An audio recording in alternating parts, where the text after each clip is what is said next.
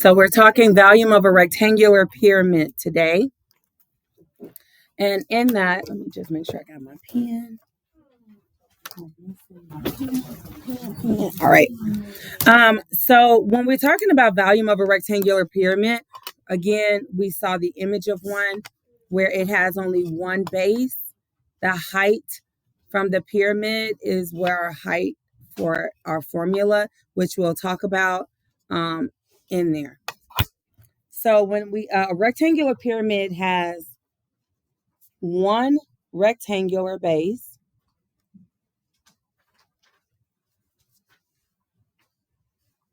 and four triangular faces that meet at the point.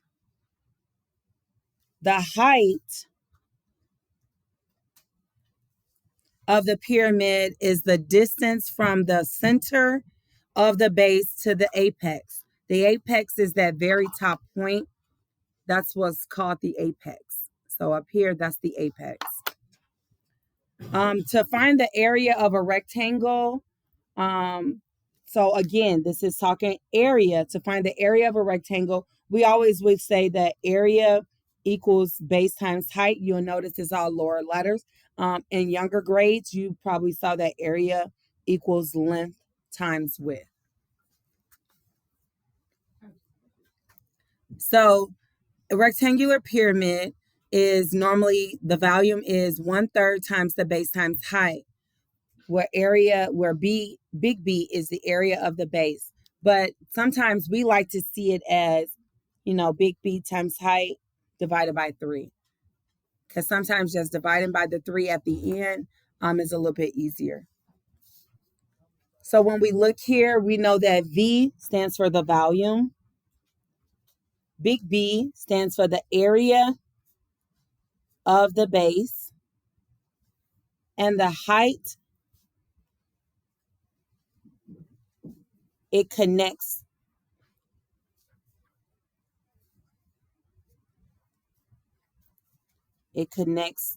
to base. And you will see that in every drawing, because you will see that through the reference of, if you look at the pictures, you always will see that this is the height here that's in reference to here. So our height here will always be what connects down to the base. So it'll always be there for that purpose. Mm-hmm.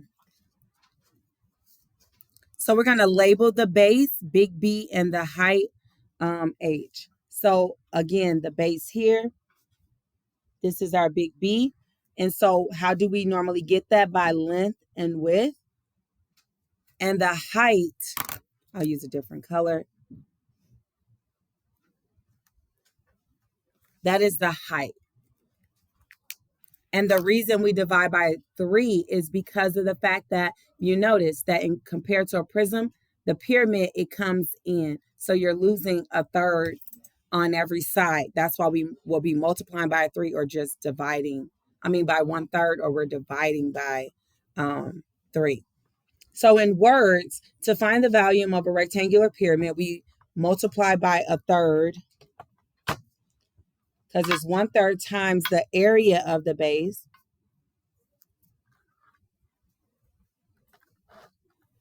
And remember, area is either length times width, or area is base times height. And then we times that by the height. Please sit down. Thank you.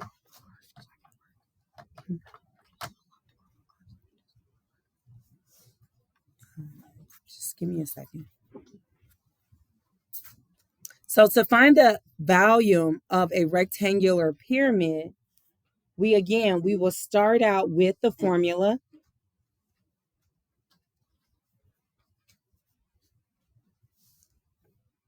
And the way I like to do that, again, I start out with what is my B and H and do the math a little separate. But again, once you have an understanding of what all the parts are, you're just really multiplying and then dividing by 3. So if I was to go after what the big B is, which is the area of the base, I'm looking at 2 times 4 which is 8. My height is 6. So now I can kind of put all of these into operation in this formula. So my big B is 8. My height is 6. And I'm dividing those by 3. So 8 times 6 is what? 48. And now we're going to say 48 divided by 3, 16. So our volume here is 16 inches cubed.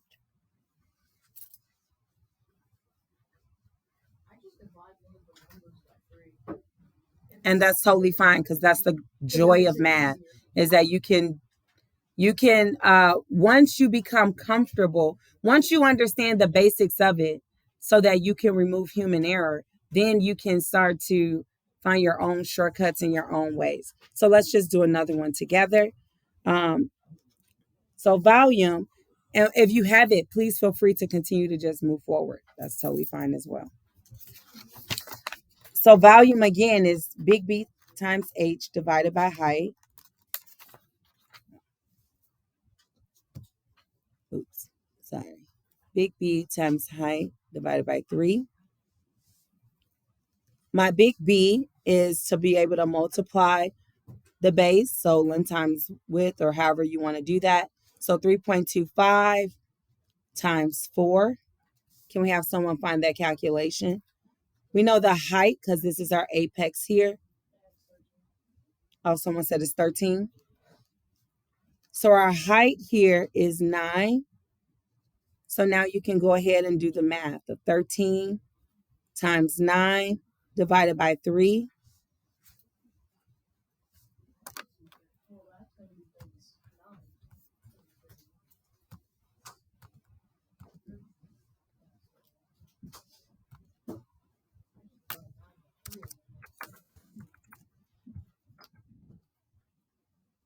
Did we have a 13 times 9? Did anyone calculate that? That's what I got. I got 117. So 117 divided by 3, 39. So our volume here is 39 yard to the cube. And part of the reason I'm showing it this way is so that you can see the steps of it. Because once you get it, then it's okay that you start like, oh, I can multiply all 3 numbers and divide by 3. Yeah, you really can do it that way. And that's totally fine. But I do know that there are some in here that really needs to see the steps. And if you have found your way, do your way. That's the joy of math. As long as we're still getting to the same answer, I'm totally fine with that. So please go ahead and do 3 for yourself, and then we'll move to 4. Once you have 3 done, just do a thumbs up. I'll come and check that for you, and then we'll move to 4.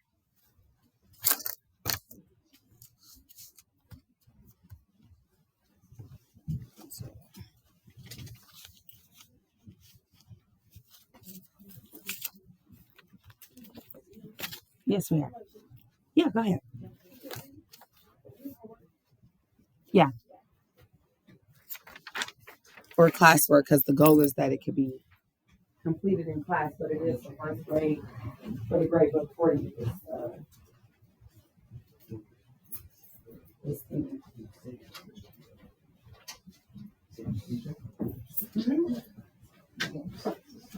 Awesome. You want to go ahead and try number 4? Awesome. Try number 4. What happens when we have to go for the height? Awesome. Great job.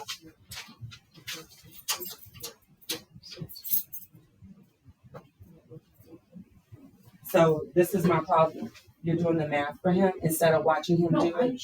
No, showing him that's not showing him. You're doing the work. That's not showing. So I understand that. I understand that, Price. But to be helpful, you might get it one way, but if he can't do it step by step, he's not going to get it on his own.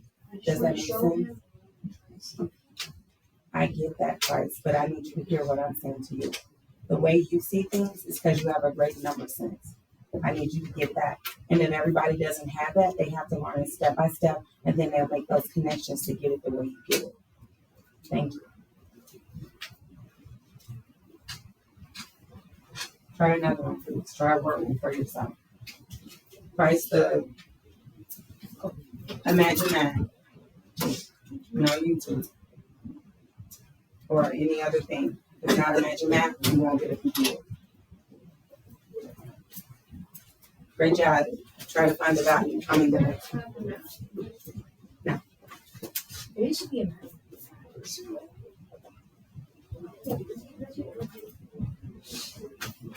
Can it be what? Yeah, but I think it just tells you to go to two place values. Great job. Great job. Great job. Great job. Go to the next one. If you've already finished that one, go to the next one. We'll still all look at it together. Yes, great job. I just want to ensure that we get this because I get it. This is, if it's easy for you, that's awesome. Just keep going. Great job.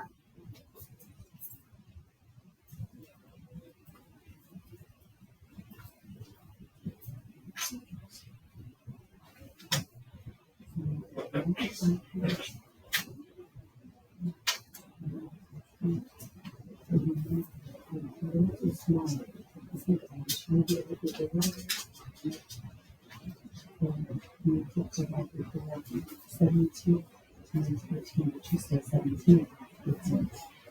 17. Yes, that's right. Awesome. Awesome.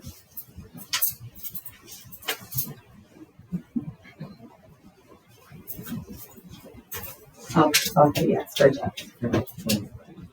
Okay, so try to find the height. It's going the opposite direction. Let's see what it says. It says what? Oh, well, it says 13. You say is it going to be a repeating answer? No. So then we need to check on that. Because if you say 20 times, did you multiply these? So then 3. Because it says 15 with 3 goes into 15 how many times? And then 2 goes into 7 how many times? And then there's 1 left. And then it should. Let me get something. We need to check your work here. If something's off.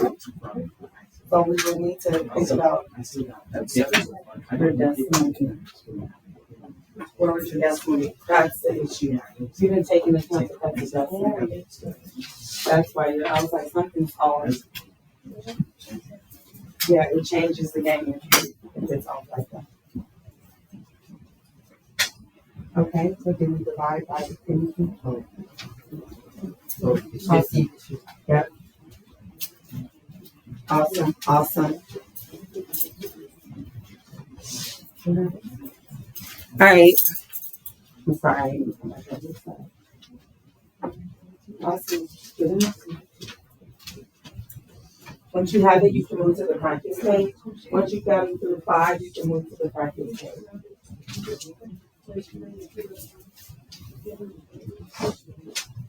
Yeah.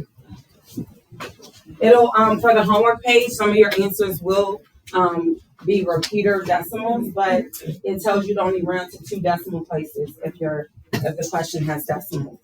So you're free to go to the next page once you've gotten through number 4.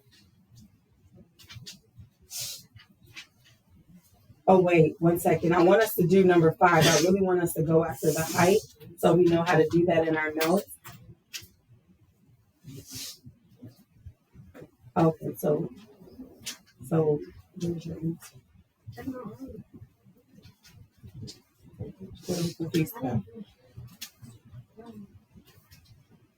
Did you go back to what we did and see? Okay, so then where's the confusion?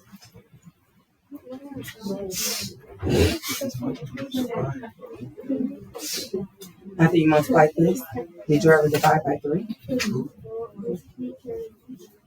So that's That's where you're not finished yet. You got to divide by 3. Let me look. It should be done. See, yes. All right. So number 5, we're talking about the height of a pyramid. What your decimal number is? One number behind the decimal. So you need one number behind the decimal. Make sense? Good job. All right. So let's. I'm gonna do one on the overhead for number 5, just so we can make sure we have that in our notes. Okay. So you guys were able to do those for yourself. Amazing. And for this one, you got 432 feet cubed, and this one 50 meters cubed. So good job. Now for this, it says the volume of a rectangular pyramid is 70 centimeters cubed. The area of the base is 30 centimeters cubed. What is the height? So we know volume equals big B H divided by 3. I already know what the volume is, so I'm going to replace that with the 70. I already know what the area of the base, because that just means big B. So big B is 30. I don't know my height, so we can use H or we can use X. And I know I'm dividing by 3. So to get X by itself, first I need to deal with this 30 divided by 3. 10. So that's 10X and 70. So what do I need to do to get X by itself? Just divide by 10 on both sides. And that will give me that X will equal 7. So my height is 7 centimeters. So it's requiring you to plug in to the original equation. A lot of times they'll already give you the area of the base. That means that you got to understand the language. The area of the base is your big B. Now, if you look at number 6, it says a rectangular prism and a rectangular pyramid both have the same area of the base of 15 and the height of 5. Find their volumes and explain how do they relate. So remember when we talked about volume of a prism, it was just volume equals big BH. And now we know that a pyramid is volume equals big BH over 3. So they gave us the information for it. We need to solve it and write what is the comparison. And sometimes you can kind of look at the work and know what's the comparison. The comparison is the dividing by 3, right? So whatever we get for one, we know that the other one is going to be a dividing by 3 situation. So let's do that. So the big B here was 15 times 5. Does anyone know off the top of their head what's 15 times 5? 75. And so if that's 75, what do we need to do to get the pyramid? Just take that 75 and divide it by 3. And when we do 75 divided by 3, we get that the volume here is 25. So we can see that there is a third difference, right?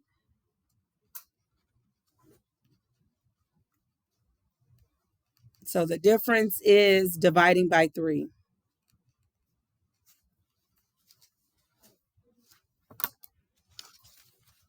If you still need this up, I will keep this up for you. But other than that, you can go ahead and move on to the